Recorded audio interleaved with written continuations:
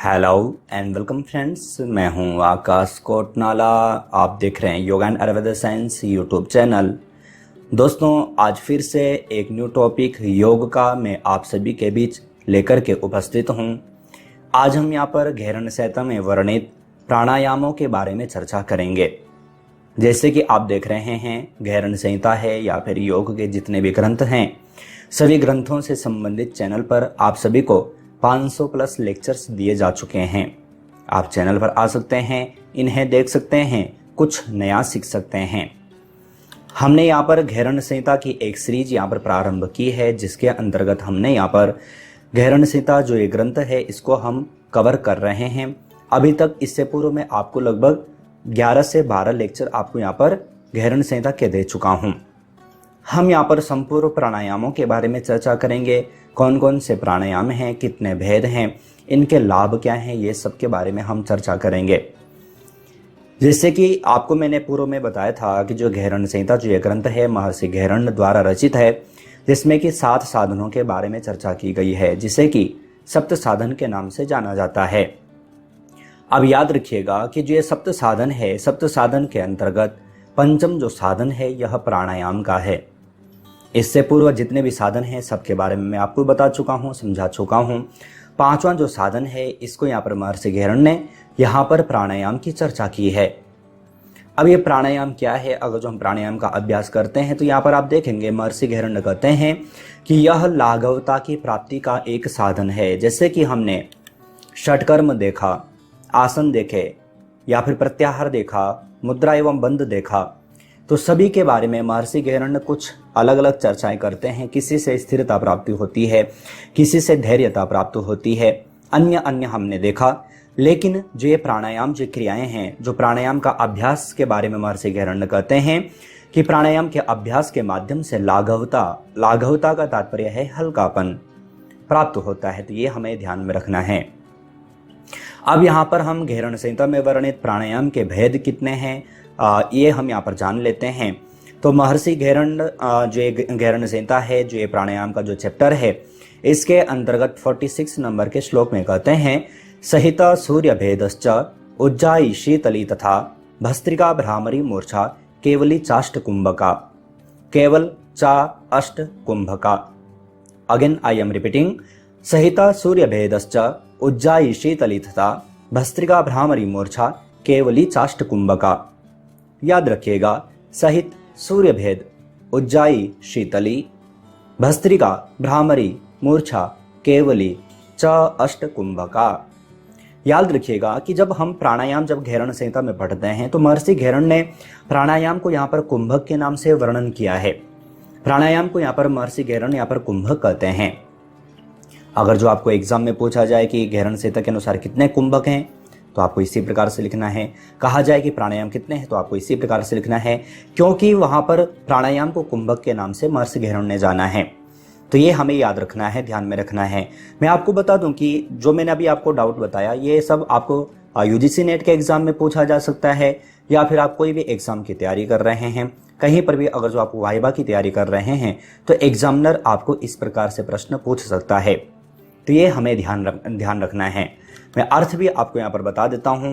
सहित प्राणायाम है, सूर्य भेदी प्राणायाम है, उज्जाई प्राणायाम है, शीतली प्राणायाम है, भस्त्रिका प्राणायाम है, भ्रामरी प्राणायाम है, मूर्छा प्राणायाम है, और केवली यानी कि केवल जिसको कहा गया है, केवल कुंभक जिससे कहा गया है। तो ये इस प्रकार से यहाँ पर महर्षि घेरण ने 8 प्रकार के प्राणायामों की चर्चा की है। साथ ही साथ मैं आपको बता दूं कि हम हठ प्रतिभि का ग्रंथ भी पढ़ते हैं, वहां पर भी 8 प्रकार के प्राणायामों के बारे में चर्चा की गई है। लेकिन उनमें और इनमें थोड़ा सा भिन्नता है, 2 प्राणायाम में थोड़ा भिन्नता है। तो ये मैं आपको जब हठ प्रतिभिका का लेक्चर मैं आपको चैनल पर दूंगा तो वहां पर मैं आपको समझा दूंगा। यहाँ पर साथ ही साथ आपको बता दें कि प्राणायाम के बारे में हम योग दर्शन में भी पढ़ने को मिलता है। योग दर्शन में भी महर्षि पतंजलि ने प्राणायाम की चर्चा की है। तो वहां पर प्राणायाम के बारे में क्या कहा है वो मैंने आपको योग दर्शन में बताया है। योग दर्शन के लगभग मैं आपको 43 लेक्चर्स आपको चैनल पर दे चुका हूं। आप चैनल की प्लेलिस्ट पर जाकर के देख सकते हैं। साथ ही साथ मैं आपको बता दूं कि हठ योग के जितने भी ग्रंथ हैं, जैसे कि अन्य ग्रंथ जैसे कि हठ रत्नावली है या फिर शिव संहिता है या फिर योग वशिष्ठ संहिता है, तो इनमें भी प्राणायाम के बारे में चर्चा की गई है। तो जब इन ग्रंथों के बारे में मैं आपको बताऊंगा तो वहां पर भी हमें इनके बारे में जानना होगा। साथ ही साथ आपको बता दें कि इसी प्रकार से एमसीक्यू प्रश्नों से संबंधित भी, एमसीक्यू ग्रंथों से संबंधित आपको एमसीक्यू चैनल पर दिए जा चुके हैं, आप उसकी भी प्लेलिस्ट देख सकते हैं। मैं आपके लिए काफ़ी मेहनत करता हूँ, आपके लिए तैयारी करके पूरे नोट्स आपके लिए लेकर के आता हूँ। तो आप भी स्वयं के ऊपर तैयारी करें, स्वयं के ऊपर समय दें, आप इन चीज़ों को अच्छे ढंग से समझने का प्रयास करें, जिससे कि आपको सही ढंग से हर चीज़ का आपको नॉलेज हो सके। तो ये प्राणायाम के भेद के बारे में यहाँ पर महर्षि घेरण यहाँ पर बता दे हैं।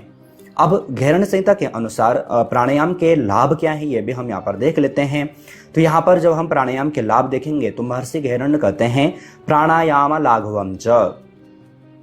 याद रखिएगा, कहते हैं कि प्राणायाम के अभ्यास से हल्केपन की प्राप्ति होती है। लाघव का तात्पर्य आपको याद रखना है, लाघव कहते हैं हल्केपन को, लाघवता। तो यहाँ पर कहते हैं प्राणायामा लाघवम च, प्राणायाम के माध्यम से लाघवता प्राप्त होती है, अर्थात हल्केपन की प्राप्ति होती है।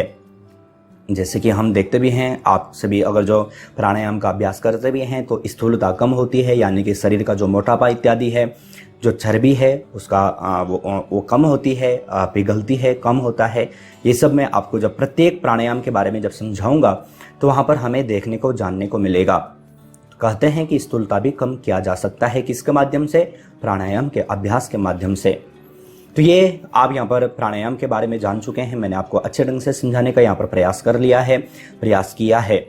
साथ ही साथ आप सभी जानते हैं लेक्चर के अंत में कुछ प्रश्नोत्तरी सीरीज आपको यहाँ पर दी जाती हैं, लेक्चर से संबंधित होती हैं, जिससे देखा जाता है कि आपने लेक्चर को कितना ध्यानपूर्वक देखा है, आपको कितना समझ में आया है। प्रथम प्रश्न आपके लिए है, निम्न में से घेरण संहिता में प्राणायाम कौन सा साधन है? द्वितीय, तृतीय, चतुर्थ या वे पंचम? तो घेरण संहिता में प्राणायाम कौन सा साधन है आपसे पूछा है, प्रथम में ही मैंने आपको बताया है। आप सही आंसर छांट करके वीडियो के कमेंट बॉक्स में भेजिएगा। दूसरे प्रश्न की ओर चलें। निम्नलिखित में से प्राणायाम के भेद हैं 4, 8, 32 या फिर कोई नहीं? यहाँ पर घेरण संहिता के अनुसार पूछा है। तो घेरण संहिता में प्राणायाम कितने हैं? आपको सही आंसर छांट करके वीडियो के कमेंट बॉक्स में भेजना है, मैंने आपको समझा भी दिया है। तीसरे प्रश्न की ओर चलें। निम्नलिखित में से प्रत्याहार के अभ्यास से प्राप्त होता है दृढ़ता, स्थिरता, धैर्यता या फिर सभी? तो प्रत्याहार के लेक्चर में हमने इसके बारे में चर्चा की है। प्रत्याहार के अभ्यास के माध्यम से किसकी प्राप्ति होती है आपसे पूछा गया है। आप सही आंसर छांट करके वीडियो के कमेंट बॉक्स में भेजिएगा। आप देख रहे हैं इसी प्रकार से प्रश्नोत्तरी सीरीज के चैनल की ओर से 3 बुक पब्लिश की जा चुकी हैं। एक में आपको 500 प्लस, एक में आपको 1000 प्लस, एक में आपको 1500 प्लस एमसीक्यू मिल जाते हैं। तीनों योग ग्रंथ 10 से 20 ग्रंथों से संबंधित हैं। आपको ये बुक है ई बुक फॉर्मेट में मिल जाती है। आप अगर जो इसे डाउनलोड परचेस करना चाहते हैं तो आप वीडियो का कमेंट बॉक्स, वीडियो का डिस्क्रिप्शन बॉक्स चेक कर सकते हैं। नेक्स्ट चौथे प्रश्न की ओर चलें। निम्नलिखित में से प्राणायाम के अभ्यास से प्राप्त होता है स्थिरता, धैर्यता, लाघवता या फिर सभी? तो प्राणायाम के अभ्यास से किसकी प्राप्ति होती है? घेरण संहिता के अनुसार पूछा है। आपको सही आंसर छांट करके वीडियो के कमेंट बॉक्स में भेजना है।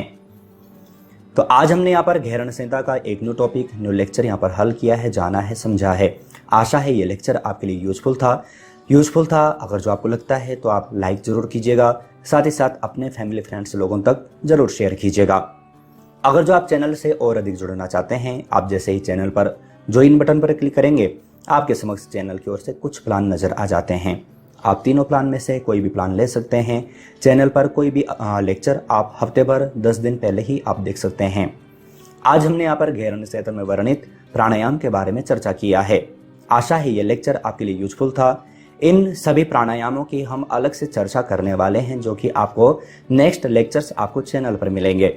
इसी प्रकार से न्यू टॉपिक, न्यू लेक्चर के साथ आप सभी से फिर से मुलाकात होगी, लेकिन तब तक आप अपना और अपनी फैमिली का बहुत ख्याल रखिएगा। बाय।